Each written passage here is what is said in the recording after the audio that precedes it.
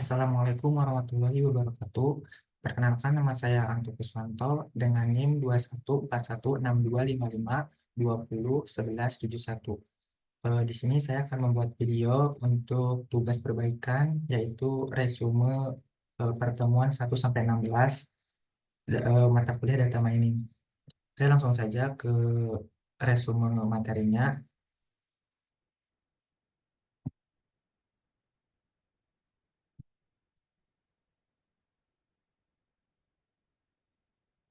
Baik, di sini untuk resumenya yaitu saya membuat resume berdasarkan pertemuan 1 sampai dengan 16. Dimulai dari pertemuan 1.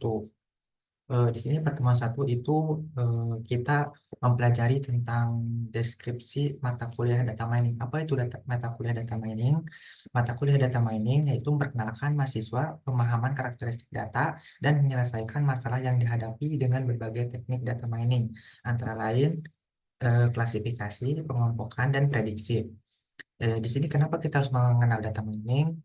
Data mining itu yaitu sebagai pengembang data, penerapan pada bisnis atau industri, yang ketiga penggunaan pada peneliti dan akademisi.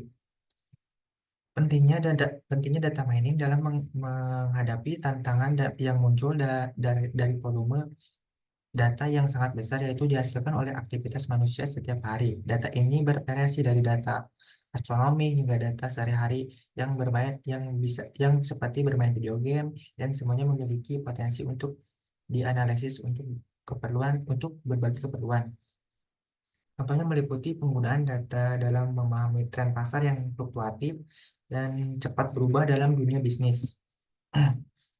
Ujian utama dari data mining adalah mengubah data menjadi informasi yang bermanfaat dan aksi yang berdampak bagi organisasi atau bisnis. Di sini ada 3 poin, yaitu yang pertama adalah meningkatkan pendapatan dan mengurangi biaya dengan menentukan pola yang dapat membantu strategi penjualan dan pemasaran, yaitu memperbaiki keputusan bisnis melalui analisis prediktif. Yang ketiga itu mendeteksi penipuan dan risiko keamanan. Oke, selanjutnya itu bagaimana proses data mining. Untuk proses data mining itu yaitu ada define business problem sebanyak 20%. Ini adalah tahapan awal di mana masalah bisnis didefinisikan, mengambil 12% dari keseluruhan usaha dan melibatkan pemahaman mendalam tentang masalah yang perlu diselesaikan melalui data mining.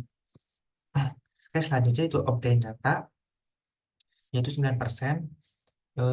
Tahapan ini mencakup akuisisi data yang diperlukan untuk data mining dan mewakili 9% dari usaha. Ini termasuk mengidentifikasi sumber data yang relevan dan mengumpulkannya dengan analisis lebih lanjut. Yang selanjutnya itu data pre-processing itu 25%. Tahapan ini melibatkan pemrosesan data yang mencangkup penggabungan, pembersihan, dan konsolidasi data. Ini adalah bagian yang signifikan dari proses 25%, karena data yang berkualitas tinggi sangat penting untuk hasil analisis yang akurat. Selanjutnya itu eh, prepare data, yaitu 19%. Selain data dibersihkan, tahapan selanjutnya adalah persiapan data yang mencakup sampling, eksplorasi, dan modifikasi data untuk memastikan bahwa data dalam format yang tepat untuk pemodelan ini mengambil 19% dari keseluruhan usaha. Dan yang selanjutnya itu ada data mining model, yaitu 14%. Proses data mining yang sebenarnya, di mana model dibangun atau pola diidentifikasi, mengambil 14% dari usaha. Ini melibatkan pemeliharaan algoritma yang tepat, pelatihan model, dan tuning tunning untuk menentukan insight dari data. Yang terakhir itu evaluasi dan interpreting result, yaitu 20%. Setelah model dikembangkan, tahapan berikutnya adalah evaluasi dan interpretasi hasil. Tahapan ini mengambil 21% dari usaha dan melibatkan penilaian kinerja model dan pengujian kegunaannya dalam konteks masalah bisnis yang telah diidentifikasikan. Oke, untuk selanjutnya itu untuk apa data mining? Data mining memainkan peran penting dalam berbagai bidang dengan memanfaatkan data besar untuk mengungkap pola, hubungan, dan tren yang sebelumnya tidak diketahui. Berikut penjelasannya. Yang pertama ada fraud detection. Dalam penipuan, data mining membantu mengidentifikasi aktivitas yang mencurigakan. dengan membandingkan transisi atau tindakan terhadap pola-pola yang diketahui. Misalkan dalam perbandingan algoritma dan data mining dapat mendeteksi transaksi tidak biasa yang mungkin menandakan penipuan atau penipuan kartu kredit. Yang berikutnya itu marketing analysis. Data mining digunakan untuk menganalisis tren pasar, perilaku pembelian pelanggan, dan preferensi yang memungkinkan perusahaan untuk menyusun strategi pemasaran yang lebih baik. Tools yang digunakan dalam mata kuliah data mining itu ada base data, MySQL dan XMPP, ada bahasa pemrograman Python, dan interface-nya Jupyter Notebook atau Spider, yang computingnya itu Google Colab, dan visualization-nya itu Graph Driver Multiple Set Search. Dalam data mining, berbagai alat digunakan untuk memproses dan menganalisis data secara efektif. Di sini penjelasannya basis data MySQL SMPP. Apa itu MySQL? Ini adalah sistem manajemen basis data relasional RDBMS yang menggunakan SQL Structural Query Language untuk menambah, mengakses, dan mengolah data. Terus selanjutnya ada XMPP, yaitu paket retribusi Apache yang memudahkan instalasi konfigurasi server web lokal yang meliputi MariaDB. Nah, selanjutnya itu bahasa programnya itu Python. Python adalah bahasa pemrograman tingkat tinggi yang luas digunakan dalam data science dan data mining karena sintaknya yang mudah dibaca dan ekosistem perpustakaan yang kaya. Untuk interface-nya yang tadi Jupyter. Kenapa Jupyter? Ini adalah aplikasi web yang memungkinkan Anda membuat dan berbagai dokumen yang berisi kode langsung, visualisasi, dan teks naratif sangat populer di kalangan ilmuwan data untuk mengekspor data, analisis statistika, visualisasi data. Yang selanjutnya komputingnya itu Google Colab. Google Colab adalah layanan gratis yang berjalan di cloud dan memungkinkan pengguna untuk menulis dan menjalankan notebook Jupyter menggunakan browser mereka tanpa konfigurasi apapun dengan akses gratis ke sumber daya komputasi termasuk GPU dan TPU. Selanjutnya itu kita langsung masuk ke pertemuan kedua, di mana yang pertama itu kita akan membahas tentang proses data mining, tahapan preproses, proses processing atau preproses, terus CRISP data mining, terus SEMA data mining, terus CC for big data. Yang pertama itu penempatan pengetahuan dalam database atau knowledge discovery in database atau KDD adalah sebuah proses sistematis dan otomatis untuk menggali pengetahuan dari dataset yang besar. Pendekatan ini bersifat holistik, melibatkan langkah-langkah mulai dari pemilihan, pemahaman data hingga interpretasi dan evaluasi hasil. KDD terdiri dari serangkaian tahapan yang sering diidentifikasi sebagai langkah-langkah iteratif dalam menganalisis data. Penting untuk diingat bahwa tahapan-tahapan ini seringkali tidak linear, dan proses KDD dapat melibatkan iterasi dan penyesuaian pola pada tahapan tertentu seiring dengan pemahaman yang berkembang dari data. Yang pertama itu ada data cleaning. Tahapan pertama adalah dalam KDD adalah membersihkan data yang telah dikumpulkan dari sumbernya. Yang kedua itu ada data selection atau transformation. Setelah data dibersihkan, langkah selanjutnya adalah memilih data, mentransformasi atribut-atribut yang relevan untuk analisis lebih lanjut. Pemilihan atribut dilakukan untuk fokus pada variabel yang memiliki kontribusi signifikan terhadap tujuan analisis. Yang ketiga itu data mining. Tahapan ini melibatkan menerapkan teknik-teknik data mining untuk mengekstraksi pola atau informasi yang tersembunyi dalam data. Metode-metode seperti clustering, klasifikasi, represi, atau asosiasi yang digunakan tergantung pada tujuan analisis. Yang selanjutnya adalah evaluasi yang digunakan untuk mengukur keefektifan model atau pola yang dilakukan di identifikasi selama tahap data mining. Pengukuran ini melibatkan penggunaan metrik-metrik yang relevan untuk tujuan analisis, seperti akurasi, presisi, recall, atau metrik lainnya yang sesuai dengan konteks masalah. Yang kelima ada pattern dan knowledge reception. Pada tahapan ini, pola atau pengetahuan yang telah diidentifikasi dari hasil data mining diinterpretasikan dengan cara yang dapat dimengerti dan berguna bagi pemakai. Representasi ini dapat berupa aturan-aturan model matematis, grafis, atau format representasi hasil sesuai dengan jenis pengetahuan yang ditemukan. Selanjutnya ada utilization utilization utilization of discovery knowledge. Tahapan terakhir melibatkan pemanfaatan pengetahuan yang telah ditemukan dalam konteks bisnis atau ilmu. Pengetahuan ini dapat digunakan untuk mendukung pengambilan keputusan, membuat prediksi, atau menyediakan wawasan yang berharga dalam berbagai bidang aplikasi. Cross Industry Standard Process for Data Mining atau CRISP data mining adalah suatu metode yang umum digunakan untuk mengarahkan dan mengorganisasikan proses data mining.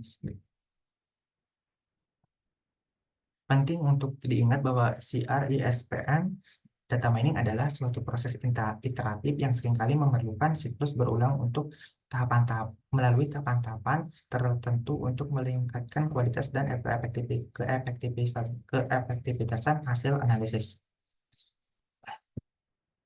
Selanjutnya itu Structural Equation Modeling and Methodology Approach atau SEMA adalah suatu pendekatan yang digunakan oleh SAS atau SAS Enterprise Miner untuk mengatasi tantangan dalam analisis data besar atau big data. SEMA memberikan panduan yang komprehensif untuk menangani tantangan dalam analisis data besar sambil mempertimbangkan aspek-aspek kritis seperti heterogenitas skala, ketepatan waktu, privasi, dan kolaborasi manusia. Selanjutnya itu acquisition recording. Tahapan pertama acquisition fokus pada perekaman data dari berbagai sumber yang heterogen. Yang kedua ada extraction atau cleaning. Annotation. Setelah data direkam, tahapan ekstraksi bertujuan untuk membersihkan dan menandai anonet data. Pembersihan data melibatkan identifikasi dan penanganan nilai-nilai yang hilang, outlier atau kesalahan lainnya. Yang selanjutnya itu integration atau aggregation atau representation. Tahapan integration berfokus pada penggabungan data yang telah dibersihkan dan dianotasi untuk membuat representasi yang sesuai. Ini melibatkan agregasi data dari sumber-sumber yang berbeda dan membentuk representasi data yang dalam digunakan untuk analisis lebih lanjut. Yang selanjutnya itu analisis atau modeling. Pada tahapan analisis, model struktur dikembangkan untuk mengidentifikasi hubungan antar variabel dalam data. Ini melibatkan pengguna teknik SEMA untuk membangun model struktur yang sesuai dengan tujuan analisis. Selanjutnya itu interpretation. Tahapan terakhir interpretation berfokus pada pengembangan interpretasi hasil analisis untuk mendapatkan wawasan bisnis, yang berarti interpretasi melibatkan pemahaman terhadap pola yang ditemukan oleh model dan kondisi big data. Interpretasi harus mempertimbangkan skala data yang besar dan kompleksitas model. Aspek-aspek khusus yang perlu diperhatikan dalam sistem ini mencakup ada heterogeneity,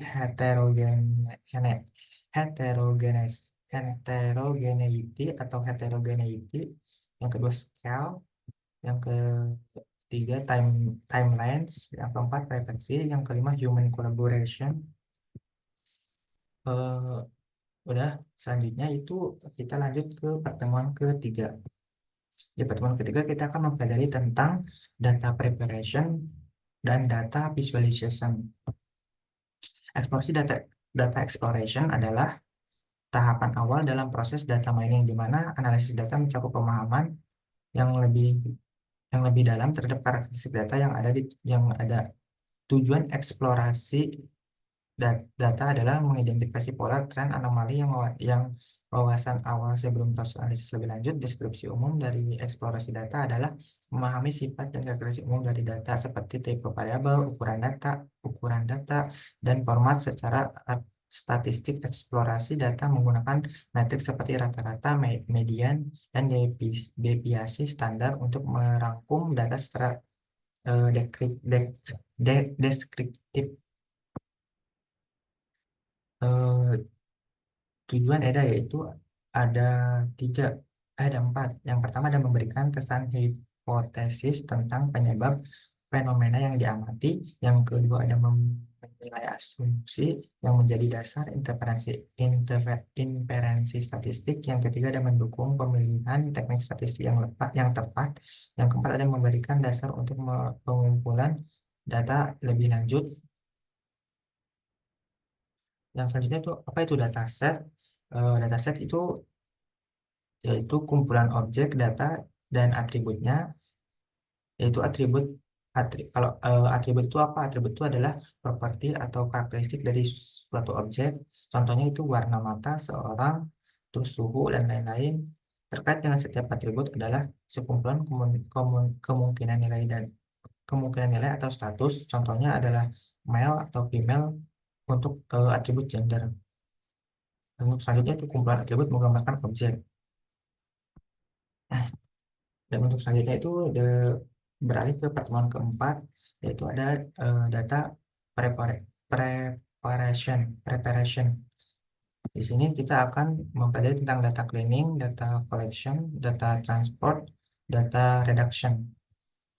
Eksplorasi data exploration adalah tahapan awal dalam proses data mining di mana analisis data mencari pemahaman yang lebih dalam terhadap karakteristik data yang ada. Tujuannya adalah analisis yang lebih lanjut. Tujuannya adalah eksplorasi data adalah mendeteksi pola, tren, anomali yang wawancara awal sebelum proses analisis lebih lanjut. Selanjutnya ke pertemuan kelima. Di pertemuan kelima ini kita melakukan kuis di BOC dan diuntukkannya juga di BOC membuat suatu program. Untuk selanjutnya itu di pertemuan ke-6. Di pertemuan ke-6 ini kita mempelajari tentang data integration, data noise, dan data visualization. Beberapa teknik integrasi data yang umum digunakan dalam Python yaitu pandas merge, concatenation, join, SQL alchemy, dash, spark data frame. Pentingnya untuk menghilangkan atau mengurangi noise dari hasil data mining, yaitu ada identify the source of noise, apply apply apply preprocessing technique, apply noise tolerant model or algorithm, evaluate and compare the result. Identifikasi sumber noise itu yaitu langkah pertama adalah mengidentifikasi sumber noise dalam data. Noise bisa berasal dari berbagai faktor seperti kesalahan pengukuran, gangguan dalam proses pengumpulan data, atau variasi alami dalam data itu sendiri. Evaluasi dan bandingan hasil setelah menerapkan model atau algoritma, langkah terakhir adalah mengevaluasi dan membandingkan hasilnya. Ini melibatkan pengujian performa model termasuk akurasi, presisi, recall, atau metrik evaluasi lainnya, dan membandingkan dengan hasil sebelumnya atau dengan model alternatif. Noise data dapat terjadi karena ada beberapa faktor yang menyebabkan data menjadi noise. Data noise yaitu ada kesalahan instrumen pengukuran atau misalkan di alat IoT pada saat cuaca buruk atau baterai lemah. Yang kedua itu kesalahan input. Yang ketiga ada transmisi yang tidak sempurna. Yang terakhir itu inkonsistensi penanaman. Outlier bukanlah noise. Outlier kurang tepat jika kita exclude. Outlier baiknya diolah terpisah. Tujuannya kita dapat melakukan analisis terpisah pada outlier untuk memahami karakteristik dan pola untuk yang mungkin dimiliki oleh mereka. Outlier dalam data mining merujuk pada nilai-nilai yang secara signifikan berbeda dari sebagian besar data dalam kumpulan data. Mereka dapat menjadi hasil dari kesalahan pengukuran, gangguan, atau fenomena yang tidak bisa dalam data. Setelah data dipisah, kita bisa menggunakan teknik EDA ke atau EDA. Kembali jika datanya sedikit, namun jika datanya banyak, kita bisa melakukan EDA dan model. Contoh untuk data outlier seperti ini, sehingga kita harus hati-hati menyimpulkan data dari NITI. Jangan yang banyak ditanya hanya dari orang-orang itu saja. Yang selanjutnya itu data visualisasi. Berbagai teknik visualisasi menjadi sarana yang umum dimanfaatkan dalam proses data mining untuk mencapai pemahaman yang telah mendalam terhadap informasi yang terkandung dalam data. Peran esensi yang visualisasi data.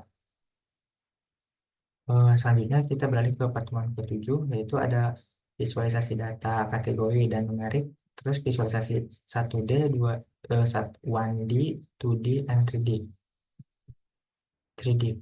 Visualisasi data adalah proses menyajikan data dalam bentuk grafis sehingga mudah dipahami dan dianalisis bergantungan pada jenis data dan tujuan analisis. Ada berbagai cara untuk memvisualisasi data kategori dan numerik dalam satu dimensi atau satu 1D, dua dimensi 2D atau tiga dimensi 3D. Berikut ada beberapa metode visualisasi untuk masing-masing kategori. Visualisasi data kategori itu ada diagram batang, bar chart, diagram lingkaran, pie chart, ada diagram batang tumpuk itu staggered bar chart, ada keempat tuh peta peta panas atau heat map. Visualisasi data dalam numerik itu ada histogram, ada box plot atau box and whisker plot, ada scatter plot, ada line chart. Visualisasi 1D, 2D, and 3D, yaitu visualisasi 1D atau satu dimensi itu ada histogram, garis waktu atau timeline. Yang visualisasi 2D atau dua dimensi itu ada scatter plot, ada heat map, ada contour plot, diagram batang atau bar chart. Yang ketiga itu ada visualisasi 3D atau tiga dimensi, itu ada 3D scatter plot, 3D surface plot, 3D bar chart, ya 3D bar chart. Untuk selanjutnya itu kita pindah ke pertemuan ke-8. Di pertemuan ke-8 ini kita melaksanakan UAS, di mana kita membuat program untuk eh, data kelulusan mahasiswa yang eh, berdasarkan eh, lama lama waktu kuliah. Beralih ke pertemuan ke-9. Pertemuan ke-9 itu kita belajar tentang survive, survive supervised classification. Classification adalah salah satu metode pembelajaran mesin di mana model dilatih menggunakan dataset yang sudah diberi label. Tujuan utama dari klasifikasi adalah untuk memprediksi kategori atau kelas dari data baru berdasarkan pelatihan sebelumnya dengan data berlabel. Langkah-langkah supervised learning untuk klasifikasi itu ada yang pertama ada mengumpulkan data, mempersiapkan data, yang kedua adalah memilih model, yang ketiga ada melatih model atau training, yang keempat ada evaluasi model, yang kelima adalah prediksi. Contoh algoritma untuk klasifikasi ada Knightsbor atau KNN. Algoritma KNN mengklasifikasikan data baru berdasarkan kelas dari tetangga terdekatnya di ruang fitur. Data baru diberi label sesuai dengan mayoritas label dari tetangga terdekatnya. Yang kedua ada decision tree. Decision tree algoritma ini membuat pohon keputusan berdasarkan fitur data. Setiap mode internal mewakili fitur cabang mewakili aturan keputusan, dan setiap daun mewakili kelas atau label. Terus yang selanjutnya ada random forest. Random forest itu ensemble learning, metode yang menggunakan beberapa pohon keputusan untuk meningkatkan akurasi prediksi dan mengurangi overfitting. Selanjutnya ada super vector machine atau SVM. Algoritma SVM mencari hyperlink terbaik yang memisahkan data dari kelas yang berbeda dengan margin maksimum. Yang kelima ada native Bayes. Algoritma native Bayes itu yaitu probabilistik yang didasarkan pada teorema Bayes dengan asumsi dependensi antara fitur-fitur. Yang keenam ada logistic regression, yaitu model regresi yang digunakan untuk tugas klasifikasi biner. Logistic regression menggunakan fungsi logistik untuk memodelkan probabilitas suatu kejadian. Oke, selanjutnya itu di pertemuan ke-10. Di pertemuan ke-10 kita mempelajari tentang supervised learning prediksi metode dalam data mining. Oke, ini gambarnya yaitu ada asosiasi, regresi, clustering, klasifikasi, prediksi, dan forecasting. Untuk asosiasi sendiri itu menentukan aturan asosiatif antara suatu kombinasi item. Contohnya asosiasi yang terkenal adalah algoritma a priori. Yang kedua itu regresi. Regresi itu memahami hubungan antara satu satu atau lebih variabel input, variabel independen, dan variabel output, variabel dependen. Yang selanjutnya itu adalah clustering, yaitu mengelompokkan objek atau data yang serupa ke dalam kelompok-kelompok yang sama atau mirip. Yang selanjutnya adalah klasifikasi, yaitu mengklasifikasikan objek atau data ke dalam kelas-kelas yang telah ditentukan berdasarkan fitur-fitur yang ada. Yang selanjutnya itu memprediksi nilai variabel dependent atau output berdasarkan nilai variabel independent independent input yang diberikan. Yang selanjutnya itu forecasting, yaitu proses memprediksi nilai masa depan berdasarkan pola histori dalam data. Algoritma supervised learning atau prediksi itu untuk melakukan hal tersebut butuh algoritma yang mendukung mengimplementasikan dari regresi linear, regresi logistik, regresi trace, decision trees, random forest, dan neural network. Menentukan entropi tahapan 1. Melakukan perhitungan dengan mencari nilai entropi dari masing-masing data menggunakan rumus entropi. Yang selanjutnya itu menentukan gain tahap gain tahap 1, yaitu melakukan perhitungan nilai gain dari masing-masing atribut. Information gain, information gain mengukur penurunan ketidakpastian, misalnya entropi atau impurity. Yang selanjutnya itu adalah pertemuan ke-11. Di pertemuan ke-11 itu kita mempelajari tentang unsupervised learning. Apa itu unsupervised learning? Adalah salah satu pendekatan dalam pembelajaran mesin atau machine learning yang digunakan untuk menemukan pola atau struktur tersembunyi dalam data tanpa memerlukan label atau pengawasan. Dalam unsupervised learning, algoritma diharapkan untuk mengidentifikasi kelompok cluster, hubungan atau distribusi data secara otomatis. Berikut adalah beberapa teknik yang umum digunakan dalam unsupervised learning. Yang pertama ada clustering atau pengelompokan, yaitu dengan algoritma K-means. Clustering algoritma ini memberikan data menjadi cluster berdasarkan jarak terdekat antara titik data dengan pusat cluster. Yang kedua ada hierarki clustering, yaitu membentuk hierarki cluster melalui pendekatan aglomeratif atau penggabungan atau divisi atau pemisahan. Terus yang terakhir ada DBSCAN atau Density Based Spatial Clustering of Application with Noise, yaitu membentuk cluster berdasarkan kepadatan data dan dapat mengidentifikasikan outlier atau data yang menyimpang.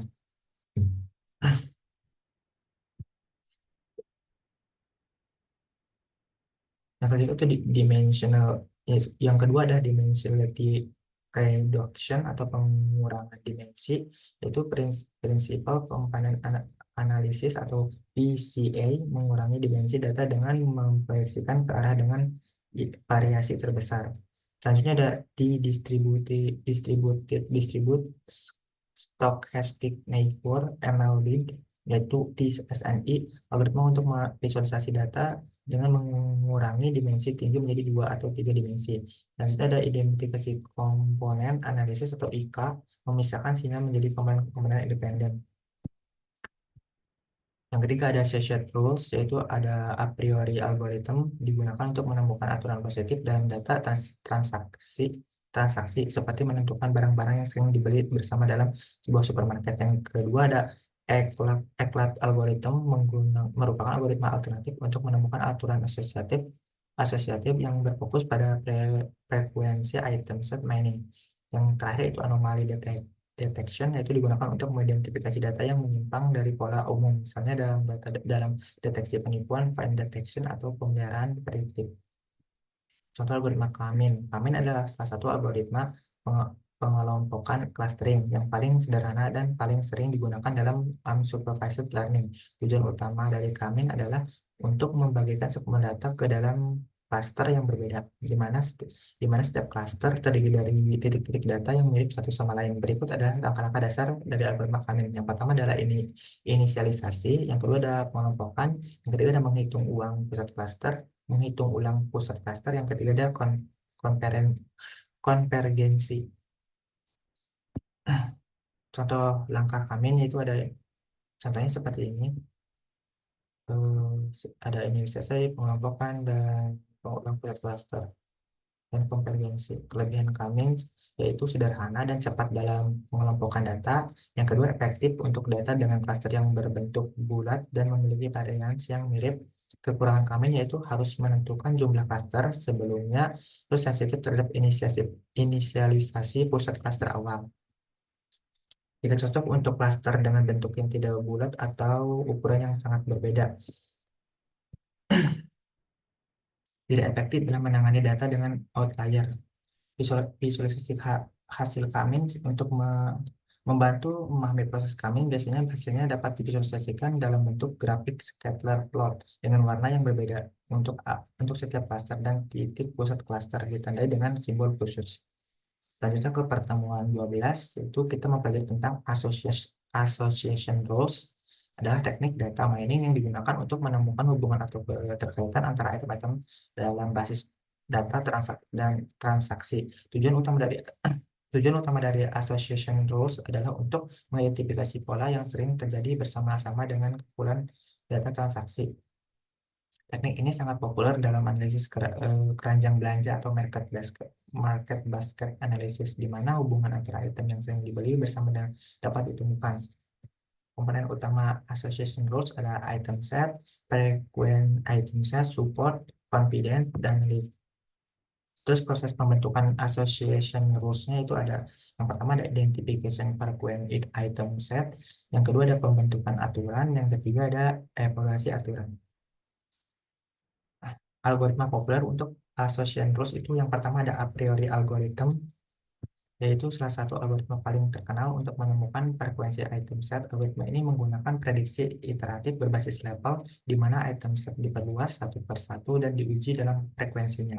Yang kedua ada atau frequent pattern growth, yaitu algoritma ini lebih efisien daripada a priori dalam banyak kasus karena tidak perlu menghasilkan kandidat item set. Selanjutnya itu penerapan associate rules. Yang pertama ada analisis keranjang belanja, yang yaitu menentukan produk apa yang sering dibeli bersama untuk pengaturan produk di toko atau promosi produk. Yang kedua ada rekomendasi produk, yaitu sistem rekomendasi di e-commerce menggunakan association rules untuk merekomendasikan produk yang mungkin diminati pelanggan berdasarkan pembelian sebelumnya. Yang ketiga ada deteksi penipuan, yaitu mengidentifikasi pola transaksi yang mencurigakan atau tidak biasa dalam data keuangan. Yang keempat ada manajemen persediaan, yaitu membantu dalam pengelolaan inventaris dan mengidentifikasi produk yang sering dibeli bersama dan memastikan ketersediaan stok. Untuk pertemuan ke-13, kita melakukan diskusi mengenai model supervised dan unsupervised. Dan untuk di pertemuan selanjutnya atau di minggu depannya, itu di pertemuan ke-14, kita diskusi mengenai final project, yang dimana membahas tentang menggunakan algoritma apa dan seperti eh, yang lebih cocok untuk itu algoritmanya apa. Terus di pertemuan ke-15 kita juga masih berputar di final project juga. eh, ya apa tentang final project. Terus di minggu selanjutnya itu, oh iya, di minggu selanjutnya itu, eh, di pertemuan ke-16 itu kita melaksanakan UAS, yang dimana UASnya itu dibagi dua sesi, di hari Selasa dan di hari Sabtu. Akan tetapi eh, karena ada satu dan lain hal, maka pengumpulannya itu diganti ke jadi hari Sabtu. Ya, betul. Untuk pertemuan ke-16 itu melakukan UAS. Mungkin cukup sekian pembahasan dari saya. Di sini saya langsung menggabungkan tiap-tiap pertemuan dari pertemuan 1 sampai dengan pertemuan 16. Jadi dari pertemuan 1 langsung langsung terus lanjut di pertemuan kedua, pertemuan pertemuan ketiga, pertemuan keempat, dan selanjutnya dan seterusnya sampai pertemuan ke-16, yaitu ujian akhir semester.